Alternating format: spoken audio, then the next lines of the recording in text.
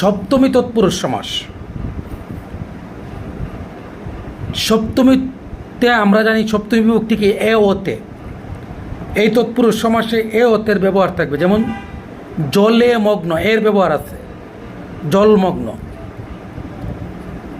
দিবা নিন্দা, দিবার নিন্দা র আছে, এ ও দিবাই নিন্দা ও আছে। কবি শ্রেষ্ঠ, কবিদের মধ্যে শ্রেষ্ঠ এ আছে। বাক্সবন্দি, বাক্সে বন্দি একার আছে।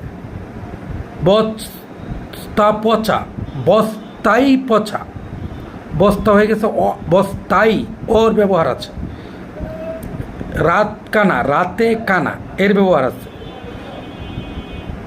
ভুজন পটু, ভুজনে পটু এর ব্যবহার আছে। অর্থাৎ যখন শব্দে এ ওতে থাকবে তখন বুঝে নিতে হবে এটা সপ্তমী তৎপুরুষ সমাস।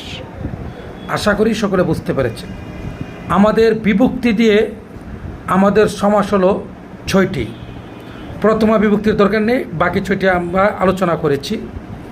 আমরা তারপর আরও 2টি সমাস আছে, ওই জিনিসগুলো নিয়ে আলোচনা করব। ধন্যবাদ সবাইকে।